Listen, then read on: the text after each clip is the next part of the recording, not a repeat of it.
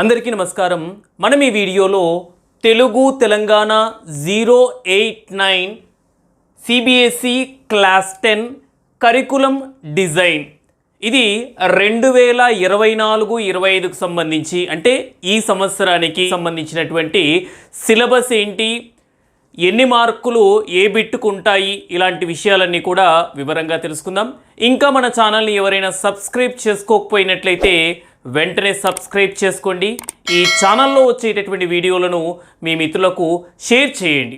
10వ తరగతికి సంబంధించి పద్యభాగము, గద్యభాగము, ఉపవాచకము, అలాగే వ్యాకరణము, అలాగే సృజనాత్మక రచనకు సంబంధించినటువంటి ప్రతి బిట్ పాఠము, అలాగే ప్రశ్న జవాబులు, వ్యాకరణం, సూత్రాలు ఇవన్నీ కూడా చాలా వివరంగా మన ఛానల్లో అప్లోడ్ చేయడం జరిగింది. వాటి లింక్ డిస్క్రిప్షన్లో ఇస్తాను, గమనించగలరు. ఇందులో పద్యభాగం, గద్యభాగం, వ్యాకరణం, అలాగే సృజనాత్మక రచన ఇవన్నీ కూడా ఉంటాయి. ముందుగా పద్యభాగంలో ఉన్నటువంటి పాఠాలని చూసుకున్నట్టయితే ఇక్కడ మనం సింగిడి 2 ఈ పుస్తకాన్ని 10వ తరగతి విద్యార్థులందరూ కూడా సింగిడి 2 పాఠ్యపుస్తకాన్ని సిబిఎస్ఈ సెకండ్ లాంగ్వేజ్ తెలుగుగా చదువుతున్నాం. అందులో చాలా పాఠాలు ఉంటాయి. ఈ పాఠాలన్నీ కూడా సిబిఎస్ఈ విద్యార్థులకు ఉండవు. ఇక్కడ సిలబస్లో ఇచ్చినటువంటి పాఠాలు మాత్రమే ఉంటాయి. ఇవన్నీ కూడా సిబిఎస్ఈ అఫీషియల్ వెబ్సైట్ నుంచి తీసుకొని రాసినటువంటి వివరాలు. ఒక్కసారి పద్యభాగంలో ఉన్నటువంటి పాఠాలని గమనించినట్టయితే దానశీలము, నగర గీతము, శతక మధురిమ, భిక్ష. పద్యభాగానికి సంబంధించినటువంటి పాఠాలన్నీ మొత్తం 4 పాఠాలు. పద్యభాగానికి సంబంధించిన పాఠాలు 4. ఈ మార్కుల విషయమంతా కూడా చివరిలో చెబుతాను. అలాగే గద్య భాగానికి సంబంధించినటువంటి పాఠాలు చూసుకున్నట్టయితే ఎవరి భాష వాళ్లకు వినసొంపు, లక్ష్య సిద్ధి, అలాగే గోల్కొండ పట్టణం. ఎన్ని పాఠాలు? మొత్తం 3 పాఠాలు. పద్యభాగానికి సంబంధించి 4, గద్య భాగానికి సంబంధించి 3, మొత్తం ఎన్ని పాఠాలు? 7 పాఠాలు పద్యభాగం మరియు గద్య భాగానికి సంబంధించినవి. అలాగే మనకు ఉపవాచకంలో ఏముంటుందంటే మన ఇతిహాసం, రామాయణంలో ఉన్నటువంటి 6 కాండలు ఉంటాయి. బాలకాండ, అయోధ్యాకాండ, అరణ్యకాండ, కిష్కింధాకాండ, సుందరాకాండ, యుద్ధకాండ. మొత్తం ఎన్ని? 6 కాండాలకు సంబంధించినటువంటి పూర్తి వివరణ చక్కటి సులభ వచనంలో ఉంటుంది. ఆ 6 కాండలు కూడా మనకు ఉంటాయి. పద్యభాగంలో 4 పాఠాలు, గద్యభాగంలో 3 పాఠాలు, ఉపవాచకానికి సంబంధించి మన ఇతిహాసం, రామాయణం, ఇందులో ఉన్నటువంటి 6 కాండలు కూడా ఉంటాయి. వ్యాకరణానికి సంబంధించి ఛందస్సులో ఉత్పలమాల, చంపకమాల, శార్దూలము, మత్తేబము ఎన్నుంటాయి? 4 వృత్త పద్యాలు. ఉత్పలమాల, చంపకమాల, శార్దూలము, మత్తేబము ఈ 4 వృత్త పద్యాలు పరీక్షకుంటాయి. అట్లాగే సమాసాలు, ద్వంద్వ సమాసం, ద్విగు సమాసం, బహువ్రీహి సమాసం, రూపక సమాసం ఈ 4 సమాసాలు. అట్లాగే సంధులు పుంపాదేశ సంధి, పడ్వాది సంధి, గసడదవాదేశ సంధి, రుగాగమ సంధి, ద్విరుక్త టకార సంధి, త్రిక సంధి. అలాగే అలంకారాలు చూసుకున్నట్టయితే ఉపమాలంకారం, అతిశయోక్తి అలంకారం, క్రమాలంకారం, అర్థాంతరన్యాసాలంకారం. మొత్తం ఎన్ని అలంకారాలు? 4 అలంకారాలు, 4 సమాసాలు, 4 వృత్త పద్యాలు. ఇవన్నీ కూడా సిలబస్లో ఉండేటటువంటి విషయాలు. అలాగే పర్యాయ పదాలు. ఈ పర్యాయ పదాలన్నీ కూడా పాఠ్యభాగం వెనకాల ఉన్నటువంటివి, అలాగే పాఠ్యపుస్తకం వెనకాల ఉన్నటువంటివి ఎక్కువగా అడుగుతారు. లేదా పాఠ్యపుస్తకంలోంచి ఎక్కడి నుంచైనా అడగవచ్చు. అంటే పాఠ్యపుస్తకాన్ని అనుసరించి పర్యాయ పదాలు అడుగుతారు. జాతీయాలు, సామెతలు ఈ విషయం కొంచెం జాగ్రత్తగా వినాలి. ఇంతకుముందుకు జాతీయాలు, సామెతలు వచ్చి ఎక్కడి నుంచైనా అడగవచ్చు అన్నమాట. ఇప్పుడు మాత్రం కరికులం డిజైన్లో అక్కడ ఖచ్చితంగా నోట్ చేశారనమాట ఒక పాయింట్. సామెతలు కానీ జాతీయాలు కానీ 6వ తరగతి నుంచి 10వ తరగతి పాఠ్యపుస్తకాల్లో ఉన్నవి మాత్రమే అడగాలి. పరీక్షలు ఏవి అడగాలి? 6, 7, 8, 9, 10 ఈ పాఠ్యపుస్తకాల్లో ఉన్నటువంటి సామెతలు జాతీయాలు అడగాలి. ఎక్కడి నుంచైనా ఇంతకు ముందుకు సామెతలు జాతీయాలు అడిగేవాళ్ళు. ఇప్పుడు మాత్రం 6వ తరగతి నుంచి 10వ తరగతి పాఠ్యపుస్తకాల్ని అనుసరించి అడగాలి అని చెప్పేసి ఈ కరికులం డిజైన్లో పెట్టడం జరిగింది. పరీక్షలో కూడా ఇలాగే వస్తాయని మనం ఆశిద్దాం. అలాగే ప్రక్రియలు, ఈ పాఠ్యభాగం ఏ ప్రక్రియకు చెందింది, ఇలాగ ప్రక్రియలకు సంబంధించినటువంటి ప్రశ్నలు కూడా అడుగుతారు. అలాగే సృజనాత్మక రచనలో లేఖ, దినచర్య లేదా వార్తా నివేదిక, దినచర్యకు సంబంధించిన బిట్ ఇస్తారు, అట్లాగే వార్తా నివేదికకు సంబంధించినటువంటి బిట్ ఇస్తారు. ఈ రెండిట్లో మనం ఏదైనా ఒకటి రాయొచ్చు, ఆప్షన్ ఉంటుంది, చాయిస్ అనేటటువంటి ఉంటుంది. ఇక్కడ నోట్ అని ఒక విషయం ఉంది, గమనించండి. వ్యాసరూప ప్రశ్నలు ఇవ్వని గద్య పాఠము నుండి పరిచిత గద్యాన్ని, ప్రతిపదార్థము ఇవ్వని పద్య పాఠము నుండి పరిచిత పద్యాన్ని ఇవ్వాలి. వ్యాసరూప ప్రశ్న అంటే లాంగ్ ఆన్సర్. ఇవ్వనటువంటి గద్య పాఠం నుంచి పరిచిత గద్యాన్ని, ఇక్కడ పరిచిత గద్యము, పరిచిత పద్యము అని 2 రకాలుగా ఉంటాయి. పరిచిత గద్యము అంటే నోన్ కాంప్రిహెన్షన్. ఇక్కడ ఉన్నటువంటి పరిచిత గద్యాలు చూసుకుంటే ఎవరి భాష కానీ, లక్ష్యసిద్ధి కానీ, గోల్కొండ పాఠంలో ఉన్నటువంటి ఏదైనా ఒక పారాగ్రాఫ్ ఇచ్చేసి దాని కింద కొన్ని ప్రశ్నలు అడుగుతారు ఆ గద్యాంశానికి సంబంధించి, అది పరిచిత గద్యము. వ్యాసరూప ప్రశ్నలు అంటే పెద్ద ప్రశ్న జవాబు. ఇక్కడేం చెబుతున్నారు? పెద్ద ప్రశ్న జవాబు ఇవ్వనటువంటి పాఠం నుంచి పరిచిత గద్యాన్ని ఇవ్వాలి. ఒకవేళ ఎవరి భాష పాఠంలో లాంగ్ ఆన్సర్ ఇచ్చారనుకో, ఈ పాఠం నుంచి పరిచిత గద్యాన్ని ఇవ్వకూడదు, ఎందుకంటే పెద్ద ప్రశ్న ఇచ్చారు కాబట్టి. ఒకవేళ పరిచిత గద్యాన్ని ఈ పాఠంలోంచి ఇస్తే, లక్ష్యసిద్ధిలోంచి ఇస్తే, అందులోంచి వ్యాసరూప ప్రశ్న అడగకూడదు. ఇక్కడ రూల్ అది. అట్లాగే ఇక్కడ ఏం చెప్తున్నారు? ప్రతిపదార్థము ఇవ్వని పద్యపాఠ నుంచి పరిచిత పద్యాన్ని ఇవ్వాలి. ఉదాహరణ, దానశీలము, శతకమధురములోంచి ప్రతిపదార్థాలు అడిగితే ఈ పాఠాల్లోంచి లాంగ్ ఆన్సర్ అడగకూడదు. మరి ఏ పాఠాల్లోంచి అడగాలి? అడిగితే నగర గీతం లేదంటే భిక్ష. ప్రతిపదార్థం అడిగితే అందులోంచి పెద్ద ప్రశ్న అడగొద్దు. ఇక్కడ పరిచిత గద్యాన్ని అడిగితే అందులోంచి పెద్ద ప్రశ్న అడగకూడదు. ఇది ఆ నియమం అన్నమాట, కింద ఉన్నటువంటి నియమం.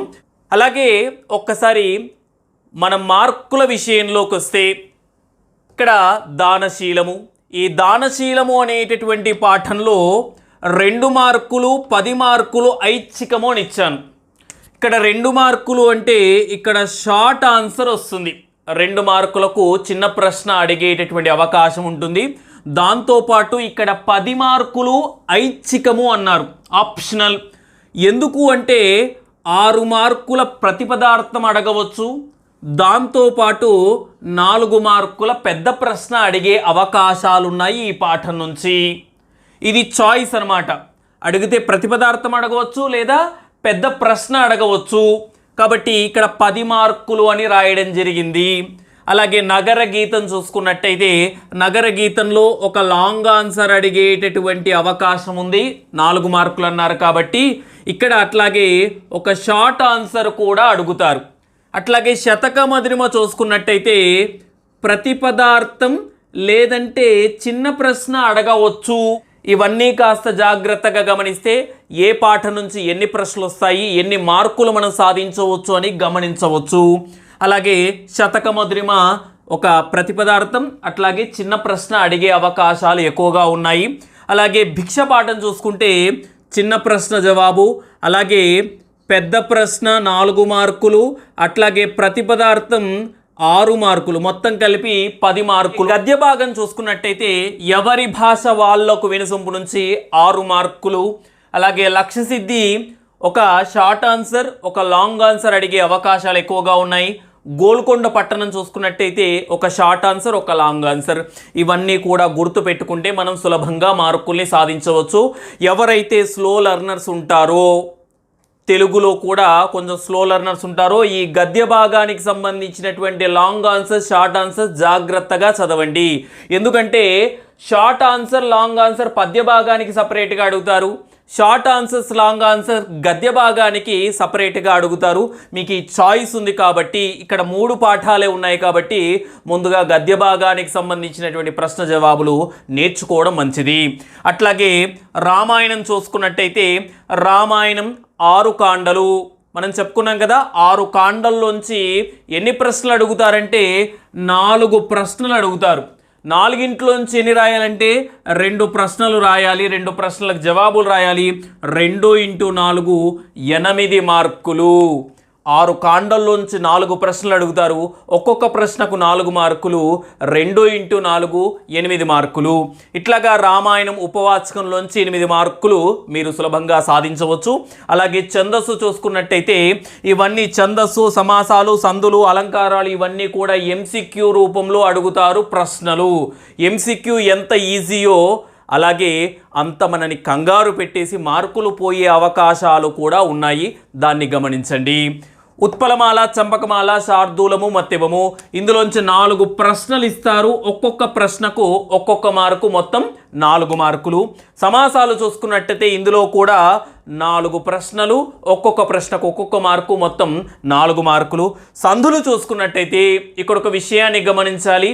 గత సంవత్సరం పేపర్కి 23-24 సంవత్సరానికి సంబంధించిన పేపర్కి 24-25కు సంబంధించినటువంటి పేపర్లో కొన్ని మార్పులు చేర్పులు ఉన్నాయి. మార్కుల విషయంలో శాంపుల్ పేపర్ వచ్చిన తర్వాత ఇంకా వివరంగా మనకు తెలుస్తుంది.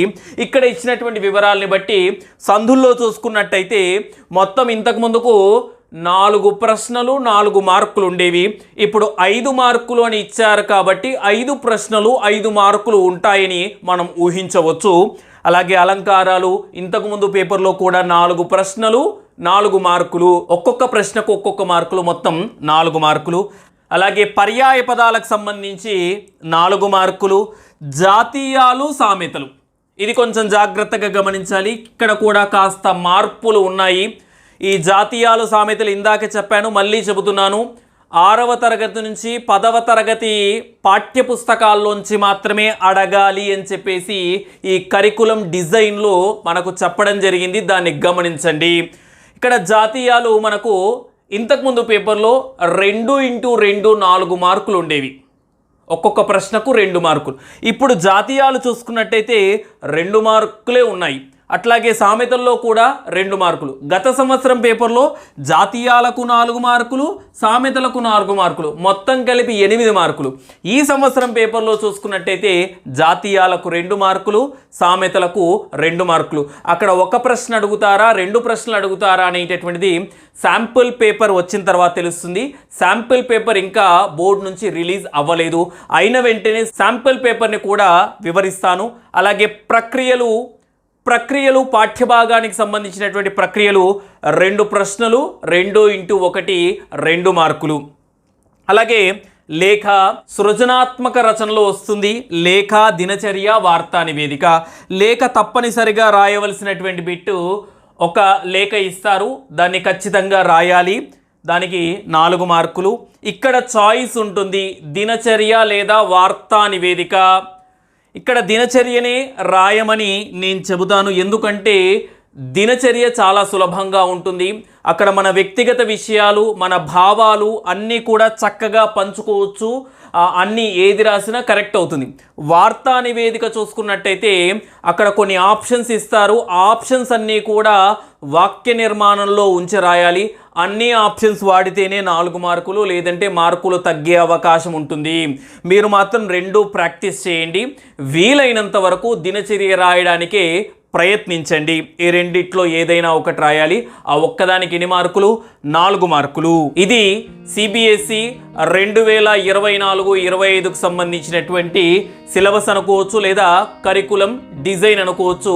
శాంపుల్ పేపర్ బోర్డు నుంచి రిలీజ్ అయిన వెంటనే అప్లోడ్ చేస్తాను. 10వ తరగతికి సంబంధించి పద్య భాగము, గద్య భాగము, ఉపవాచకము, అలాగే వ్యాకరణము, సృజనాత్మక రచనకు సంబంధించినటువంటి ప్రతి బిట్ పాఠము, అలాగే ప్రశ్న జవాబులు, వ్యాకరణం, సూత్రాలు ఇవన్నీ కూడా చాలా వివరంగా మన ఛానల్లో అప్లోడ్ చేయడం జరిగింది. వాటి లింక్ డిస్క్రిప్షన్లో ఇస్తాను, గమనించగలరు. అందరికీ ధన్యవాదాలు.